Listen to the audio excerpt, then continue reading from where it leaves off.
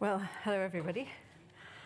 My name is Patricia Lewis, and I'm the Research Director for International Security here at Chatham House, and it's my great pleasure to welcome you all. And I'm very pleased to be able to host this panel on the challenges to delivering humanitarian healthcare in conflicts. We're focusing today particularly on the terrible situations in Ukraine and Gaza, but obviously it's a much wider issue. The event's being live streamed, and recorded, and I welcome everyone online also. This is on the record, and as I said, it will be recorded, so we'll be able to see it online as well. And for the people who are here in the room afterwards, there's a reception upstairs, so we welcome you to that as well. So it's my great pleasure to begin by introducing Dr. David Oxtoby, who is the president of the American Academy of Arts and Sciences. David has a CV this long, really, really long. So I've tried to sort of distill it down a bit. So as well as being the president of the American Academy of Arts and Sciences, AAAS for those who like to use those types of acronyms, he was a visiting scholar at the Harvard Graduate School of Education and co-founded the President's Alliance on Higher Education and Immigration, President Emeritus of Pomona College, former president, obviously, Dean, lots of presidential appointments, Dean of the Division Physical Sciences at University of Chicago, lots of Guggenheim Foundation fellowships, National Science Foundation. You get the picture. This is a really smart guy. And we're really happy to be able to collaborate with AAAS on this topic, and we thank you very much for your collaboration on this, David. So please come. Thank you.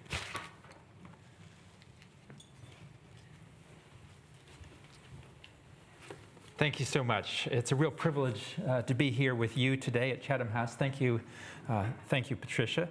And thank you to everybody for joining us for this important discussion on a key challenge facing our global community. Let me extend a special welcome to members of the Academy who are joining us in the room and virtually. I look forward to seeing all of those attending in person at the reception following this discussion.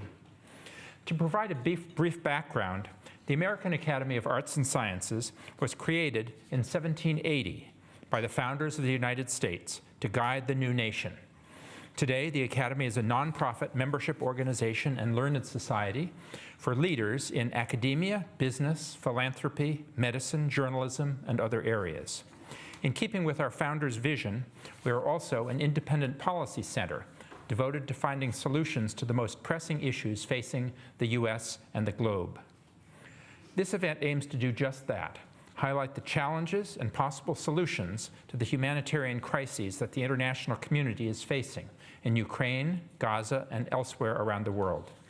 This event stems from our current Academy project titled Rethinking the Humanitarian Health Response to Violent Conflict. Led by Jaime Sepulveda, Jennifer Welsh, and Paul Wise, this project is a multi-year initiative engaging political scientists, legal and security experts, health professionals, humanitarians, and artists to help define new strategies for the provision of essential health services in areas of violent conflict. This work is part of the larger portfolio of our Global Security and International Affairs program and arose from an earlier collaboration with Chatham House.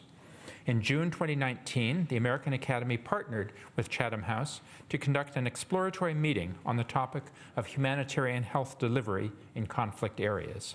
The insights gleaned from this meeting became crucial elements of the Academy's Humanitarian Health Project. We continue to be grateful to Chatham House for their hospitality and efforts in planning our 2019 collaboration as well as tonight's event.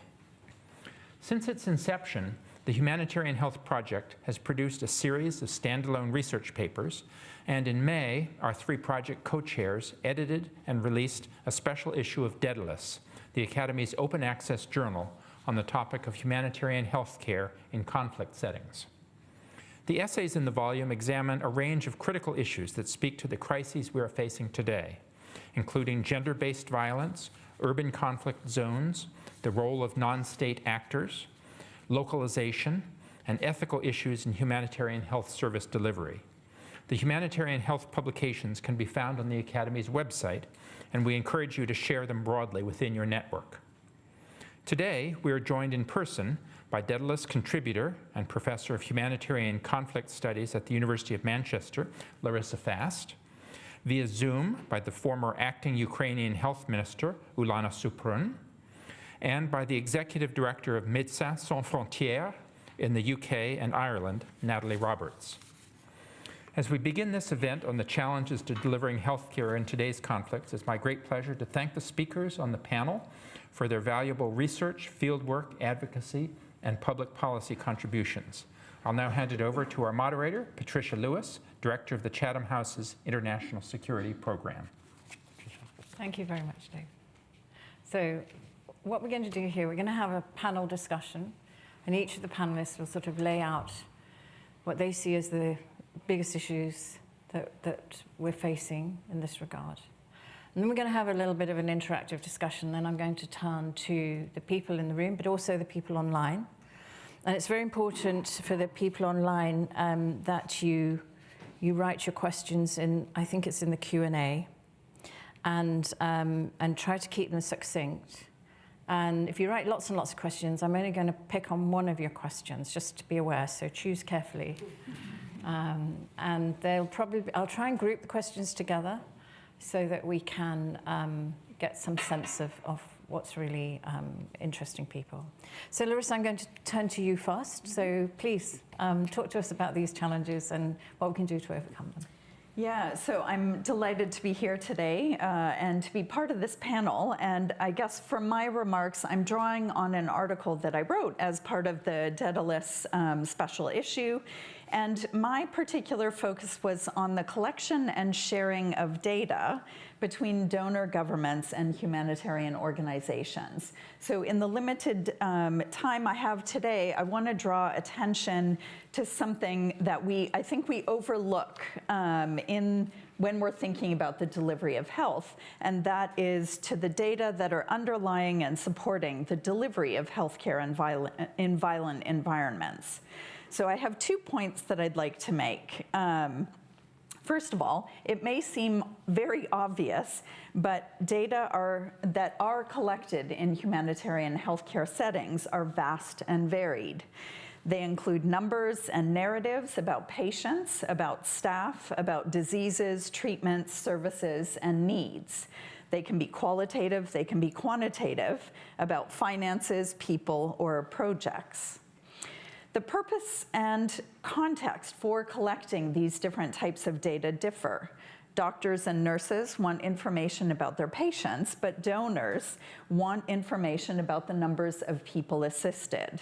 And we use the term data as a kind of catch-all term, and everyone assumes that we're talking about the same thing.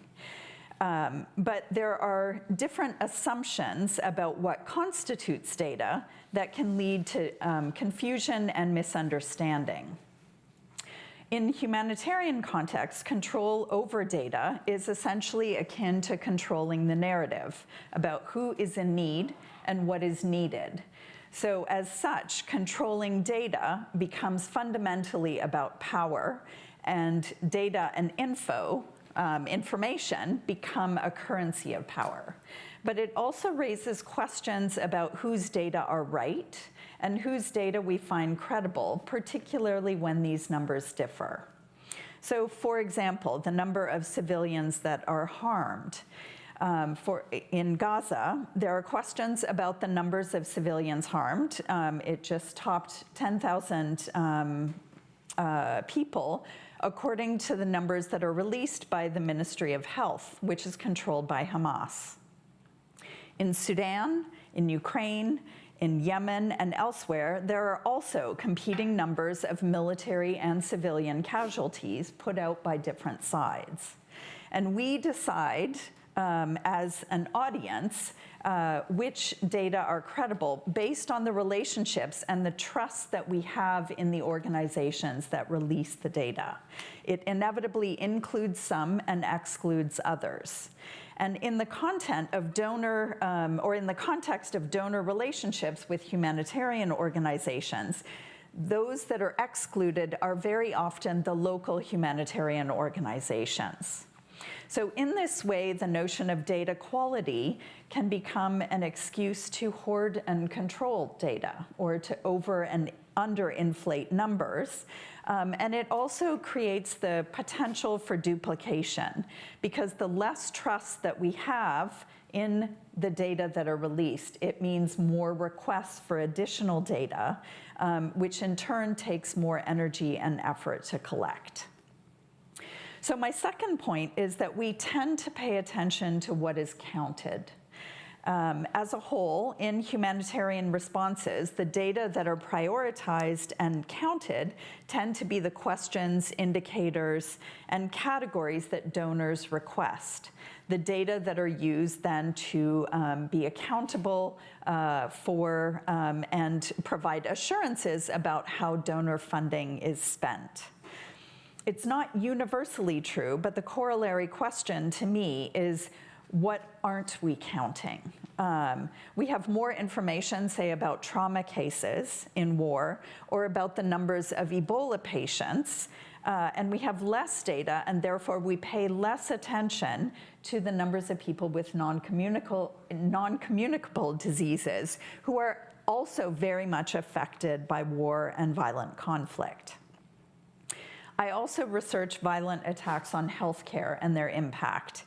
Regular data about these topics has raised awareness, leading to better data and also higher numbers. The more we pay attention, the more we start, or the more awareness there is, the more we pay attention, the higher the numbers go. The number of attacks on health in 2023 is on track to be the highest ever that we've recorded, unfortunately. We know a lot about attacks on facilities, on transport, and on personnel, but we know very little about attacks on patients, and also about the long-term effects, the impact of these attacks. In general, all too often, the voices that are missing in these conversations about data and their management are the same ones that are muted or absent in the sector as a whole. The data subjects, often referred to as beneficiaries or recipients of assistance, as well as the frontline humanitarians and health workers.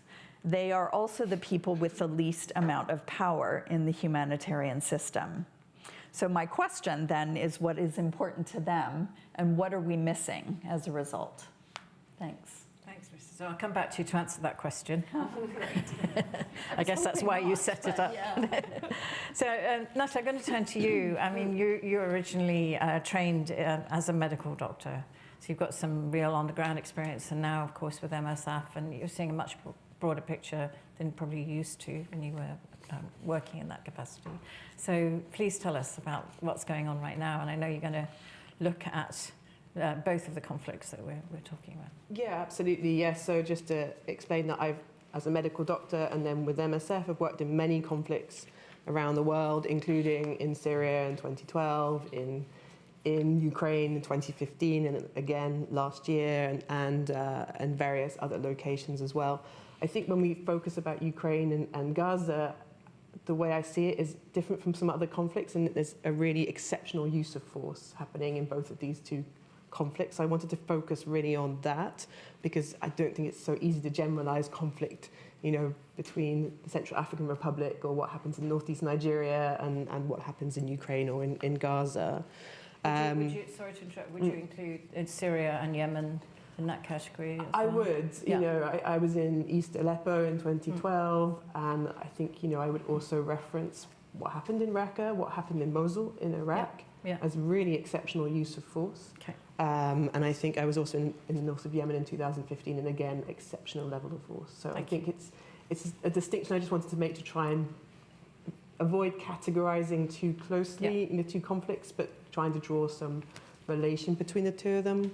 I will focus a bit more on Gaza at the moment because it's today's events, obviously, while trying to then reference Ukraine a little bit later. There are some differences for MSF between Gaza and Ukraine, primarily MSF's history in Gaza. And so I keep getting asked the question when I give various interviews of how long has MSF been in Gaza? And I always say, at least 15 years. So I went to have a look. MSF has been intervening continuously in Palestine since 1994. Our first recorded intervention in Gaza is in November 2000, when we opened a medical clinic program for medical and psychological support to the people of Gaza, on the basis that they were living in a sealed-off territory with checkpoints, sort of constant violence, bullets, bombardments, restricting their movements. And so there was a population, essentially, that was living in a really violent, constant, chronic, violent conflict, which was degrading their daily living conditions. However, then, we went on in March 2002 to put out our first press release where they condemned the Israeli attacks on medical services in the occupied Palestinian territories.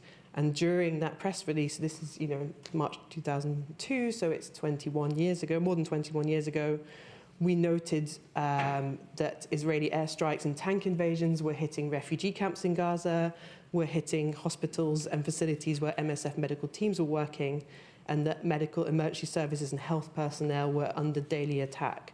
And we started noting that that was preventing healthcare from reaching the injured people.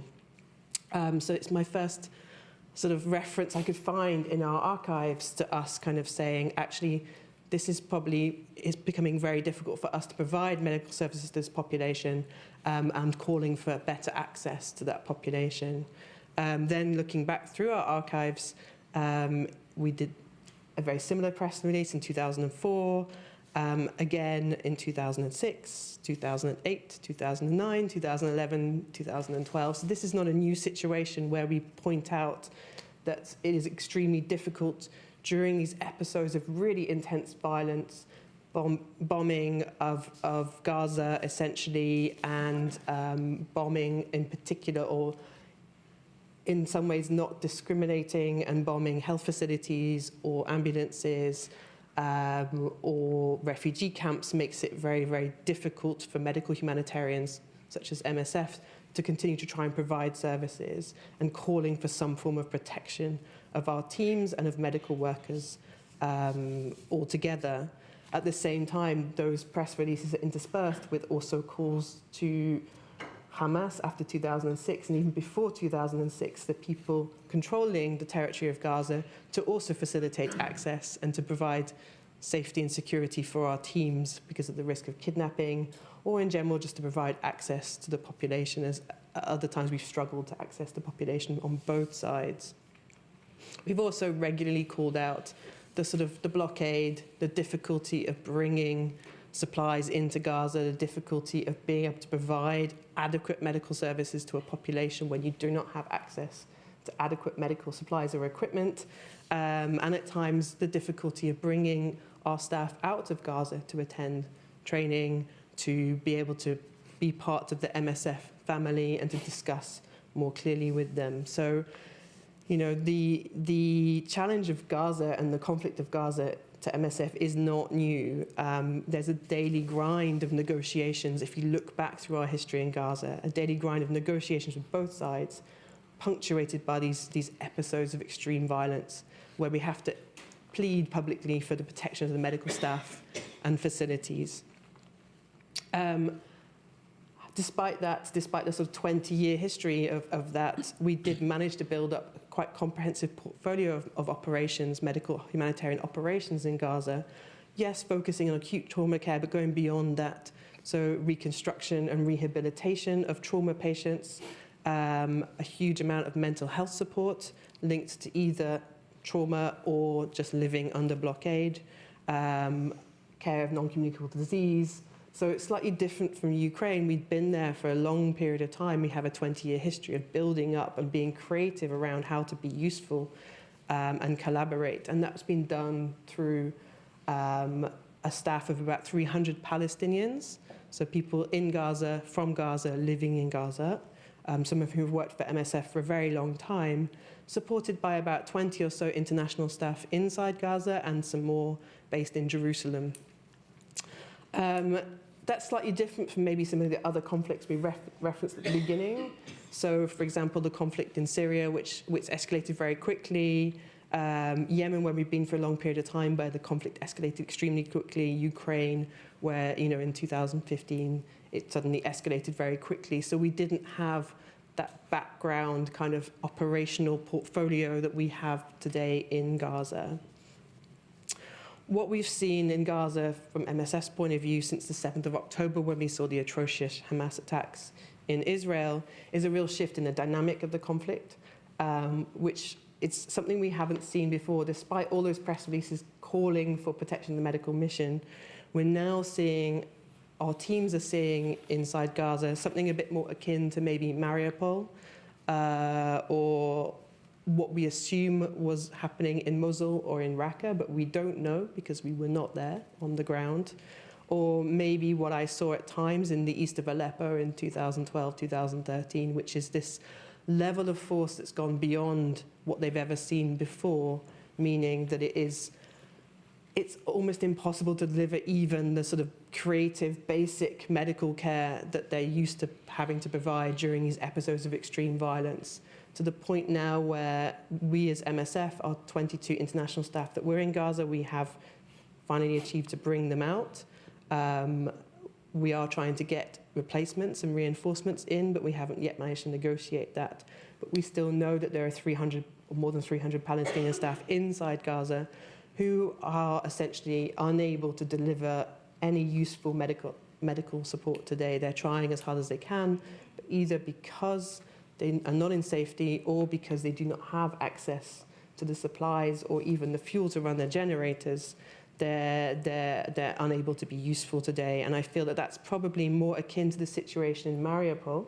So I was in Ukraine when Mariupol was happening. I was in Kiev, and we were all feeling incredibly impotent and relatively helpless, because while we could see and we knew what was going on inside Mariupol, we could not get supplies in, and we couldn't get people in to assist. And even if we had got people in, we didn't see that there was any useful way that they could work, because the level of force was just so excessive. And that's what it feels like us today, to our teams in Gaza today, is they're saying, well, it's that stress of not being able to perform any form of medical humanitarian act today. So I think that's for me, the question is, to organizations, to myself, I guess, to organizations like MSF, is what is there that we can actually do to act in that situation, knowing that there's so little we can actually achieve and deliver, and what is our responsibility towards, I guess, primarily our Palestinian staff, to try and support them through that, and to deal with that situation. Thank you very much indeed. I'm now going to turn to Dr. Ulana Suprin, who is a member of the Commission for Universal Health, and former acting Minister of Health in Ukraine. And you now run the NGO ARC-UA, which publishes books and online journal in Ukrainian and English. So Ulana, welcome. Very glad you could join us. I should say welcome back, I think. You know, from your perspective, the challenges that have been faced throughout this now 20-month conflict and still going. Of course, we can go back further than that, many years.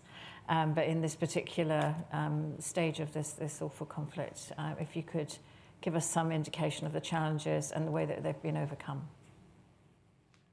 Thank you very much for having me. It is wonderful to be back at Chatham House. And what I'd like to do is I'd like to speak from a little bit different perspective. What's been talked about so far has been how the humanitarian organizations have tried to come into zones of conflict and provide aid. In Ukraine, we have a challenge where, as the government healthcare system is trying to provide aid for its own civilians, there have been very many challenges. Luckily, Ukraine underwent sweeping healthcare reform starting in 2017. It was partially motivated by Russia's invasion of Crimea and the Donbas region of Ukraine in 2014. At that time, a single-payer healthcare agency was formed. It contracts with medical facilities to provide healthcare services. But as you can well imagine, Russia's unprovoked attack on Ukraine in February of 2022 has significantly impacted provision of healthcare services, especially in the areas that are under constant missile and ground forces assault by the Russian military, as well as in those recently liberated areas or where medical personnel have evacuated and there aren't any medical facilities staffed by medical personnel to provide care. The National Health Service of Ukraine, our single-payer system, however, has continued to function, and it provides financial support for those facilities that are still providing care, allowing them to continue to perform surgery and procure medicines and medical supplies, take care of patients, and to pay the salaries of the healthcare workers. The change in the financing created conditions in which the government can also move the financing around. And the facilities that need the funds most, such as places in Dnipro or in Kharkiv, where they are getting the most injured, actually receive more financing. And the system is much more responsive to the needs on the ground than it had been in the past. Another thing is talking about data. We have a new e-health system where we have electronic medical records, which obviously is helpful for patients themselves because they're no longer carrying paper medical records, and those records won't be lost in case there's destruction of their home. But also what's happened is the data that we have is being shared with humanitarian organizations like the UNHCR, and it's helped us to define the humanitarian medical needs of the communities. For instance, in the last year, the UNHCR has estimated that those who will be needing care will be 45% of women, 23% children, and 15% of people with disabilities. So what has Ukraine done with that information, together with the WHO and with other donors? The Ministry of Health's organized mobile health units, which consist of primary healthcare physicians, pediatricians, gynecologists, psychologists, to ensure that medical consultations continue in the most vulnerable regions, especially in those recently liberated areas, and can take care of those patients that have chronic illnesses and are immobile, because that's often a reason why people do not evacuate. And also for those people who recently returned to those liberated areas and don't have access to health care. The system has become more resilient after the reforms, after other changes that were implemented as a response to Russia's war in Ukraine, which actually started in 2014.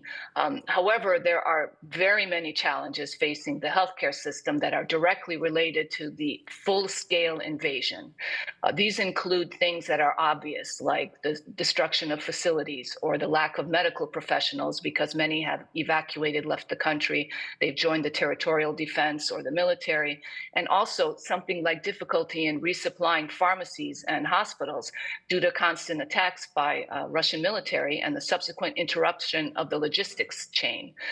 This last one has actually been partially solved with better air defense systems. Now it makes the supply chain a little safer, and there are more raw materials available for the production of the medicines inside Ukraine. And many of the pharmaceutical companies, some of which were destroyed or they were damaged in the early days of the war, of the full-scale invasion, they have been supported by the government and by international organizations to rebuild and retool, and are started production again inside Ukraine, so that we are not as dependent on only international aid. A more insidious problem, something that isn't really talked about that often, is, say, in Ukraine, we have an ongoing reform process. We were only in the second stage of a three-stage reform when the full-scale invasion started. And the reform is threatened because the war deflects resources. It's now going into arming the military. It's going to go into rebuilding in Ukraine.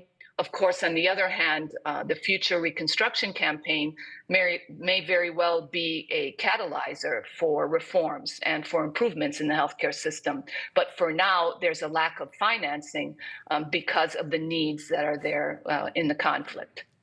There's a very specific challenge, which has been vaccinations for children.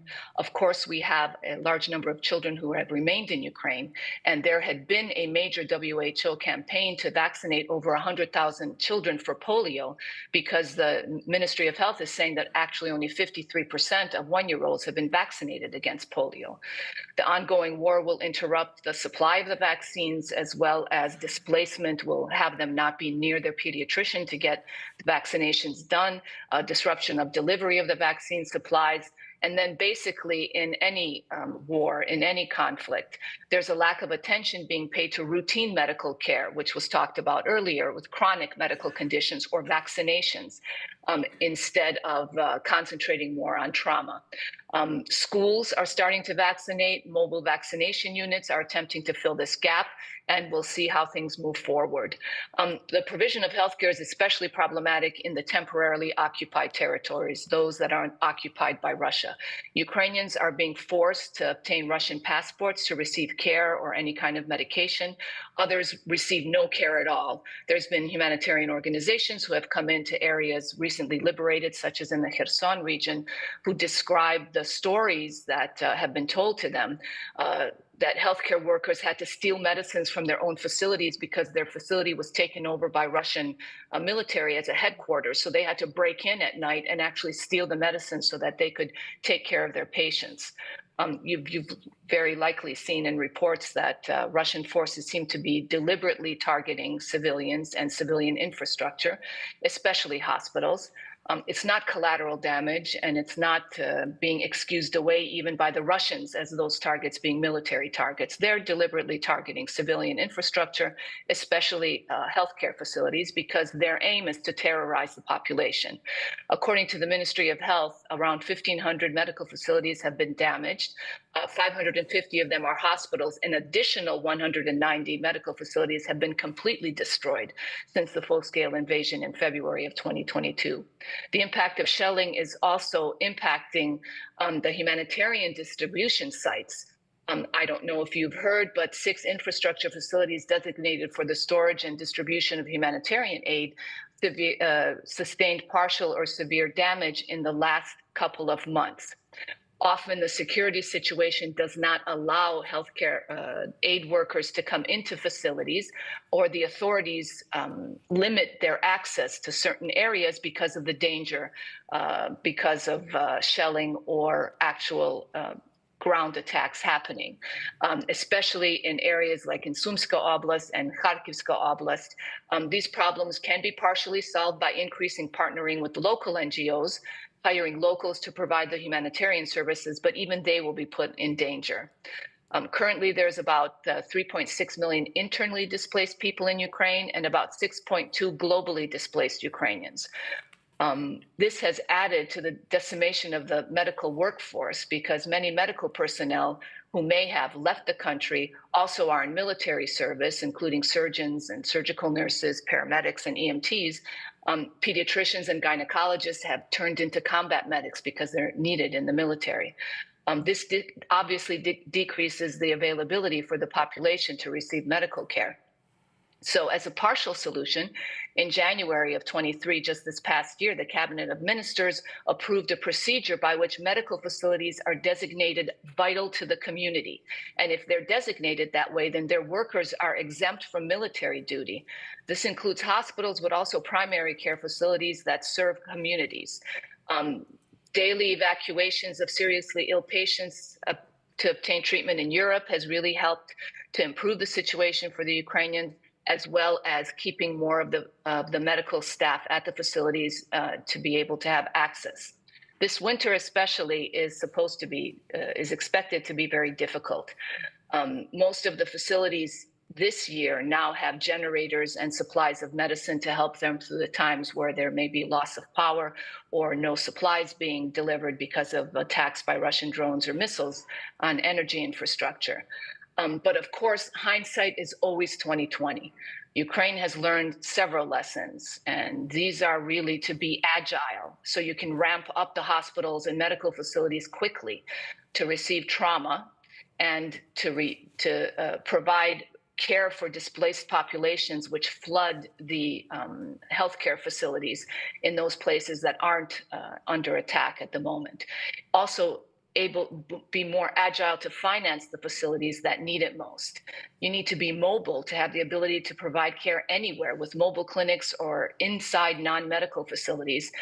Find places where you can see those patients and provide care for them. You need to keep your supplies at a maximum and have multiple supply and logistics chains, not a single chain, so that when one is destroyed, you have several backups to be able to continue to obtain those things that are necessary to provide care for your patients. make sure your personnel is cross-trained, not only in their specialty, but in other specialties as well, and to protect those who provide care for communities from being conscripted into the military. There need to be some sort of procedures in place to do so. Very important to keep your data accurate and up to date, because then you can respond to the crisis more effectively.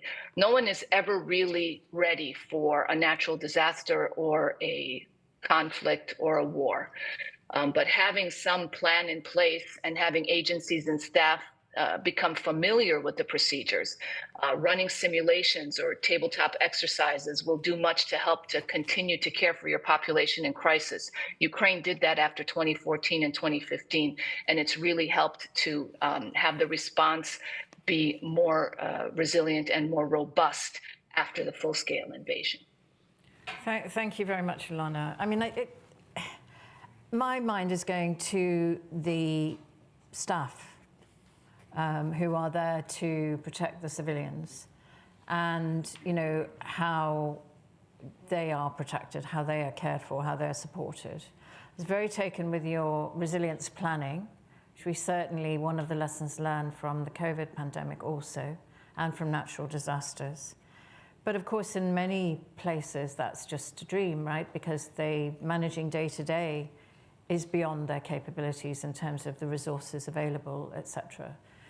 So I think as best you can, yes, but preparing is certainly a really major feature, and presumably at MSF, that's an issue for you too in terms of preparation. Yeah, absolutely. Natalie, I mean, in general, we have what we call emergency preparedness everywhere we work. Yeah.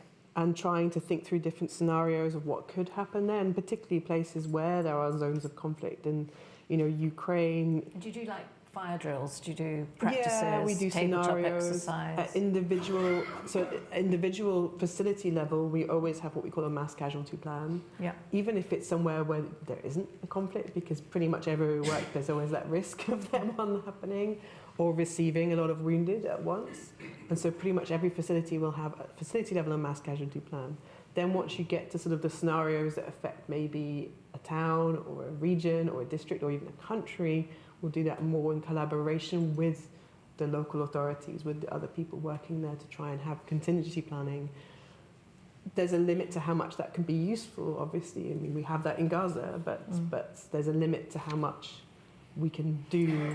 We mobilized a huge amount of supply when things started, but there's only so much you can do once you reach a certain level.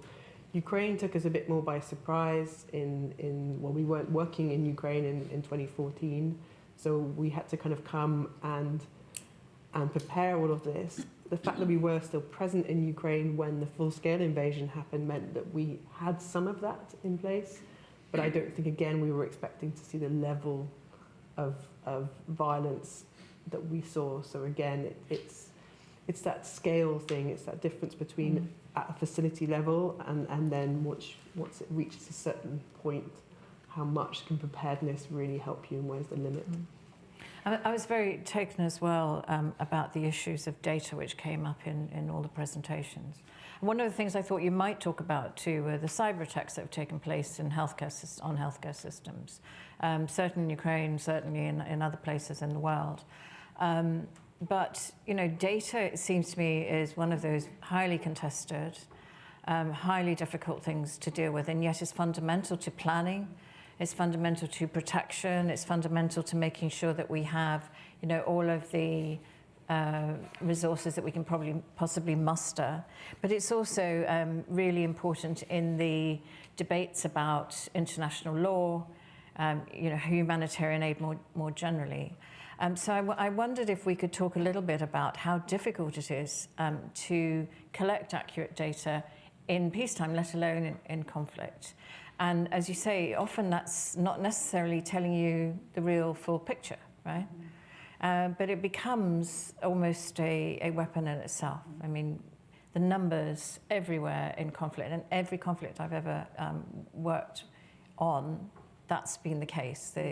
And after the conflict, when numbers become more settled, when things become clearer, nobody's really very interested in those. So, I mean, I don't know, Larissa, if you have a... No, I was going to sort of make that same point. Yeah. I did some research on sort of numbers and data during the Ebola crisis in West Africa in 2014 to 2016. And one of the things that I was very struck by is sort of at the time, you need those sort of quick and dirty numbers that give you a general sense of what's happening. But if you're taking that as sort of truth, it's very difficult because those numbers will change and settle over time. And so you had very different numbers sort of Ebola cases in West Africa during the Ebola crisis, but then afterward, the numbers changed a lot. And that was due to everything from people not having money on SIM cards to be able to call in their reports, or it might be that people presented at multiple health centers, and so they were counted multiple times. But I guess, so I think that will always be the case. But one of the things that, I ended saying sort of, what are we missing? And to me, by not collecting a more diverse set of data, I guess part of what I'm thinking about is in the research that I've done now on violent attacks and my colleagues on violent attacks on healthcare. When sort of we set the categories, we might pay attention to things like, bombings of hospitals. But if you ask the health workers themselves what's important, they often will come up with things like practicing beyond their areas of specialty, or the ethical dilemmas they face, or in Afghanistan, for example.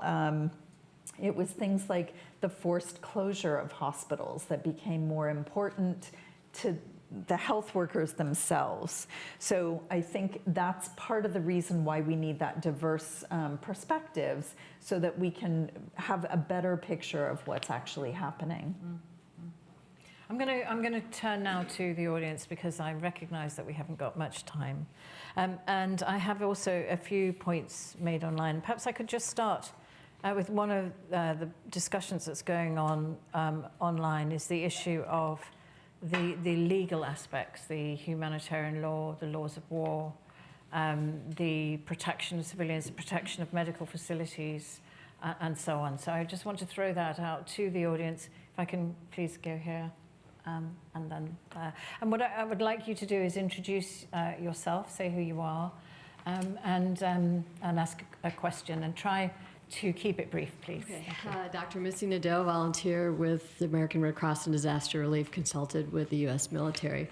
I think what we're talking here is a question of scale as far as how we intervene and get the help out to people. My particular interest is the role of mental health in geopolitical and economic stability. So how do we leverage technology either in conflict-prone zones or risky zones, or even in conflict zones, to empower communities to learn very simple from a mental health perspective. The Bessel van der Kolk's research on gentle movement and tossing a ball back and forth. Some very simple things that we could, teach some very simple psychological first aid within the communities, and leveraging technology for when technology is available for people in the community to maybe pull up a CBT app and be like, hey, here's how I can take care of myself. But what are we doing to leverage technology, personnel, and simple techniques to scale up being able to reach people, not only for mental health care, but for the physical care as well?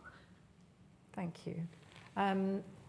I might just take a couple together, and then because then you won't have to answer each question one by one. So if I could go over here, and then to you.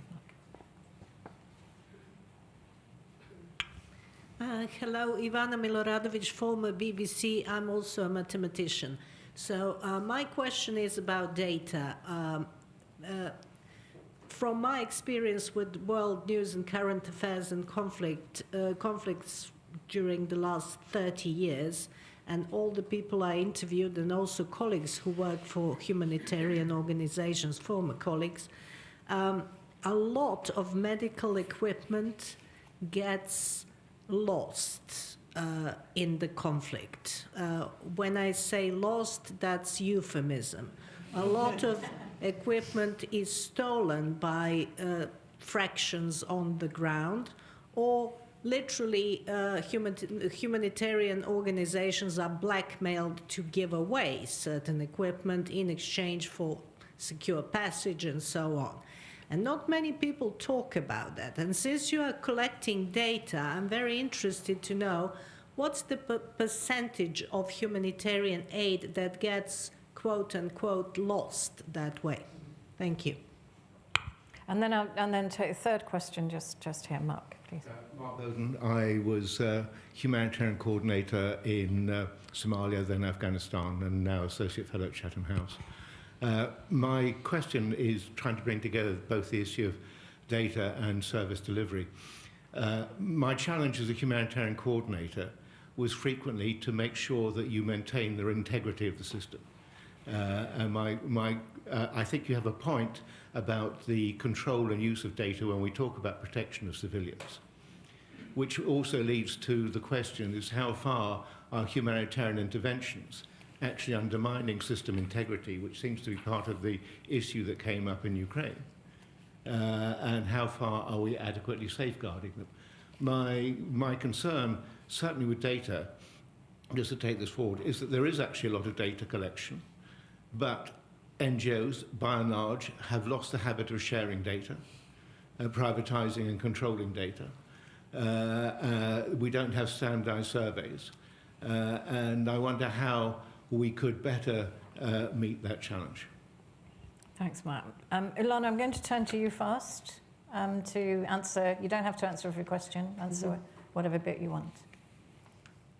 I wanted to answer the first question about the availability of healthcare services, whether it's psychological services or other services, and how in Ukraine that has been solved over the last 9 years.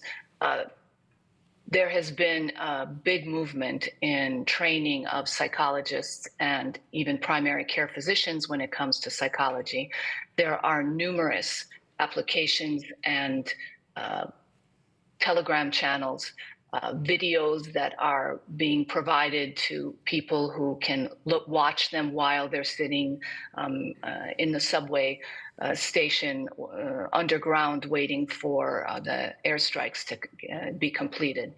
There really is quite a bit of work that has been done to the point where the First Lady, Olena Zelenska, is leading a very large group of international organizations which are helping in Ukraine to do training, to have provision of the care for those people who need something. But what's really missing is something that is not as available, which is for the military, because there are quite a bit of challenges there when it comes to fighting a war on your own territory and your own, where you are going from the front line home and back to the front line on a regular basis. And also to help those people who are in recently liberated areas to come back to their home. They feel a sense of violation. And it isn't only a simple anxiety relieving treatment or help that they need. They really need something much deeper. I think that over the next 10 years or so, we're really going to have a great challenge in Ukraine, and we'll recover physically, we'll recover with our healthcare facilities, we'll recover our medical staffing problem. But I think that the biggest problem will be feeling safe once again in our own country. And I think that that's a great challenge that will happen in Gaza as well as in Israel as well as in Ukraine. Thank you. Natalie. Yeah, I mean, I was going to talk about tech, but also about data, because I think tech is, you mentioned it more as a delivery of services and how we using technology to kind of facilitate the delivery of services. But I also think there's a huge use of technology in data collection and in data sharing that we are all working on today. So to start with the delivery, there is a huge work going on in MSF, but I know other organizations around things like telemedicine, the use of online, e-learning for our own staff, but also for other health workers. It's something that's really advanced in recent years. Again, it's very context dependent, because there's a huge difference to what you can do in Ukraine when there is guaranteed internet. I could use Google Maps when I was driving up the road towards Kiev and to Borodianka to see, where the checkpoints even were and what was going on. So there's a huge difference between being able to deliver things using that in somewhere like Ukraine and being able to deliver something like that in maybe the east of the DRC, where you do not have that level of internet connection, people don't have the smartphones, and the level of medical training is very different. So we have to kind of adapt the technology depending on the situation and depending on the conflict. But it's something that I know humanitarian organizations in general have been very much looking into, and not just for their own staff, but really as a service you can provide beyond that. Linking that to data, I think again it's about adapting it, if technology to data, and I'm thinking about a project I worked on with Niger, not in Niamey but outside on the border with Nigeria, where we used an SMS system to be able to allow community health workers who were illiterate to report suspected cases of measles, malaria, meningitis, and other epidemic-prone diseases in a zone that was very insecure and very unsafe. So actually we weren't able to access those areas, but we knew that community health workers were working there. We knew that they could get access, or we could give them a cheap phone, and we can teach them how to press 1, 2, or 3, depending on what disease they thought it was. The problem became how to link that in to the national data collection system, which is everyone in Africa at least is using a system called DHIS2, which is supported by the WHO. And it takes a bit of time to actually build a program that can be used on a basic SMS phone that allows that data to reach up to every level, including the capital, and to articulate with DHIS2. And so I think it was a really kind of interesting exercise to try and link those two things together, to collect the data that was actually really relevant in that context and make sure we were sharing with the national system, but sharing with everybody who needed to have that data. I think where the problem then lies is that, as Larissa has mentioned, is sometimes data is used as a kind of almost like a threshold, a cutoff. You know, if you reach this point, it's officially a famine. If you reach this point, it's officially food security, insecurity level, whatever. If you have this many cases, it's an officially outbreak. But if you have this many cases, it's not an outbreak and we don't have to do anything. And I think there's still problematic. You can share as much data as you want, but people will still manipulate that to say, well, that's not reached my personal threshold of this technical term. And that can be incredibly problematic for people trying to respond to situations, saying, well, okay, it might not reach your threshold for a donor or to declare it as something, but at the same time, for the people working on the ground, they're still seeing the cases of that epidemic disease, or they're still seeing that number of wounded or dead. And therefore, how can we actually have a different narrative around data that facilitates their work in responding, rather than kind of saying, oh, no, it's not an international problem, and how can we actually bring out the voices of the local workers to say, well, it's still your problem. Larissa? Yeah, I guess I'll take your question about sort of aid diversion. The short answer is we don't know.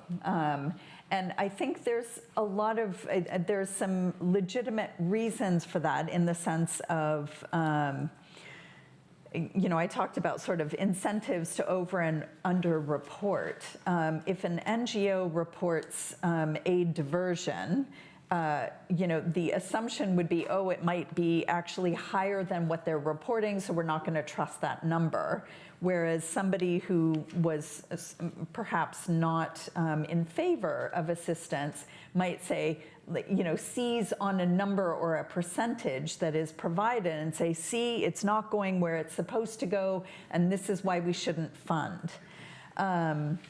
In the same way that you were saying, the number of cases, does it reach the threshold for a famine?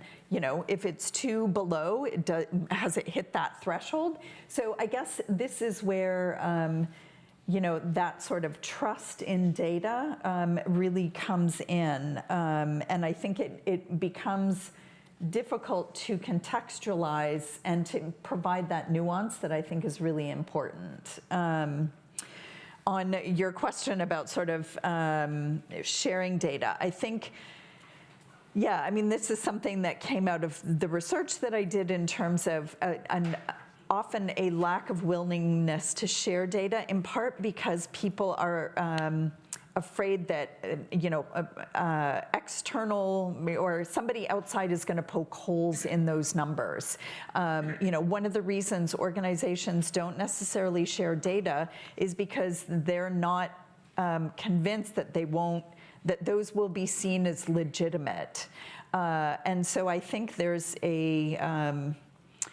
we have some work to do there to sort of increase the general trust in that in the data, so that it's not always about what aren't you giving, but what are you giving, and what are you sharing, because that sort of data quality, if it becomes an excuse not to share data, but also an excuse for donors not to fund something because it hasn't hit that threshold.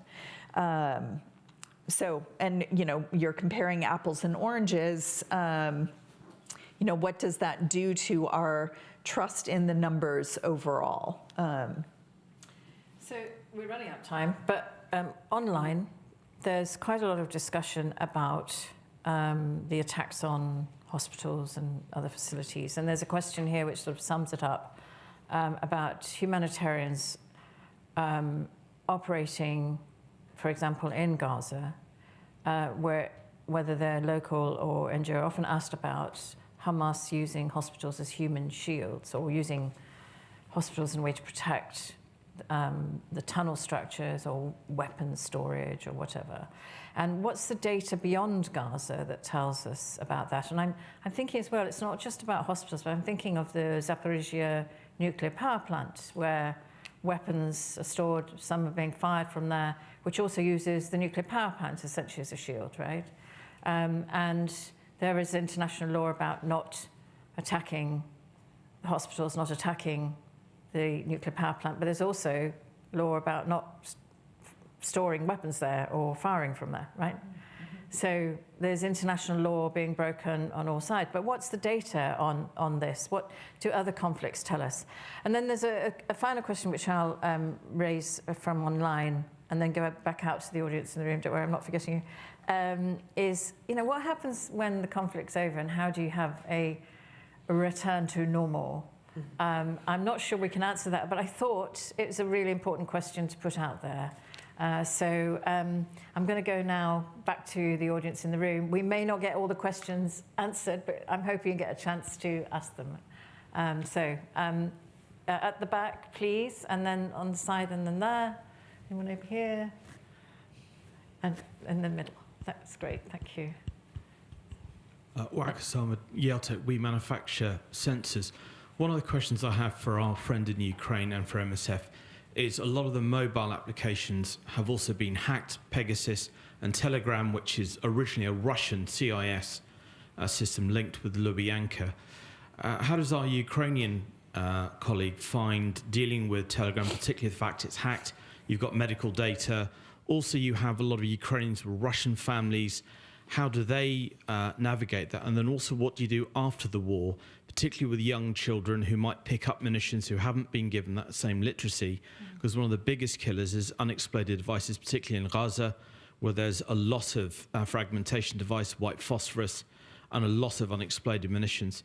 How do our guests in the MSF and Ukraine deal with those challenges? Thank you very much. And there's a lot of literature on that last point. So here, I think, is the next person. Thank you. Thank you very much. I'm Timothy Chattel. I'm currently in the senior term at the Royal Military Academy Sandhurst, and will soon be commissioning into the Royal Army Medical Corps. I was wondering if the members of the panel had any useful information to give us regarding the relationship in Ukraine between NGO humanitarian healthcare providers and the military, whether that relationship was pre-existing or whether the particular peculiarities of the Ukraine conflict have forced military actors and NGOs to work more closely in partnership, or whether anything particular about that conflict has changed that relationship in any way. Thank you. Student at the LSE, and my question is picking up on a point that Professor Fast made about the exclusion of local community groups, particularly in data collection processes. So I wanted to ask, how do organizations like the MSF and international donors involve the voices of such groups within their operations, and what more can be done, particularly in Gaza and Ukraine? Great, And the last question. Yeah, please. Thank you very much. Marika Jolley, I'm a lecturer in Peace Studies and International Development at University of Bradford. Thank you for everything you said. And I want to use this opportunity to ask you three here on the panel, how do you collaborate? Do you collaborate? And what are the priorities for each of the field that you represent? You know, is it for you coming from a practical aspect? Do you think, oh, I should share this data with the scientists? Or is it, oh, I should talk to a government? Or how do I talk to a government, to the government if they're Hamas? So how, you know, like really, if you can share your experience, and, you know, how do you think whether that can improve the humanitarian health delivery, if at all? Thank you. That's great. So I'll go in reverse order now. So Larissa, please. Yeah, I guess historically, there have been many instances over time of military non-state actors using hospitals, using medical facilities, for their own purposes to, advance their own objectives. But IHL is also very clear about the protection of the medical mission and, the fact that hospitals and health personnel transport should not be targeted in situations of war. So what did the data tell us about that? It's happened across time. This is not a new phenomenon. But we haven't necessarily collected the data to tell us a whole lot about that. I guess just very briefly on your question about how to involve local actors, I guess this is something we're all struggling with, how to create those connections. And part of the point of my article is that by working with those we trust, they tend to be the relationships that pre-exist. And so therefore the data that we trust are the ones from the organizations that we know. And so who are we excluding? Precisely, it's the local actors. And I think the humanitarian sector as a whole has a lot of work to do in that area to more effectively collaborate and partner with local institutions. I think we're in a process to get there. Certainly not anywhere near to where I think where we should be, but it's ongoing. Thanks, Larissa. We are over time. Sorry. So I need to ask both Ilana and Natalie to be quick. So Ilana, I'm going to turn to you next, and then I'll get Natalie to close. So. Thank you. When it comes to Telegram channels or any of the applications that are online and available for psychological support, that is not a patient psychologist exchange. These are videos or information that will help somebody to deal with the anxiety or the problems. Anything that is a patient physician or patient psychologist exchange is on a different system, and it's not at all through Telegram. We know very well that Telegram started in Russia, in Moscow, and that it is not a safe place to communicate, but very many Ukrainians, something like over 70%, do receive their news from that particular application. When it comes to whether international humanitarian law, it's been violated numerous times in Ukraine. It's been documented. There are very many NGOs, even the Nobel Peace Prize was won by a Ukrainian organization that actually is documenting these war crimes. When it comes to the Zaporizhzhia power plant, though, it had really nothing to do with weapons being stored there. The Russians invaded and took over the power plant for different reasons, and it had to do with the Westinghouse that was modernizing the plant. It's a very long story. There's an organization called Stop Fake that wrote a lot about it. But when it comes to the hospitals, yes, that's a really big problem in Ukraine. They are not military facilities. They are not housing military units. If they have military in the hospital, it's because they're injured, not because they're stationed there. So it is a really big problem.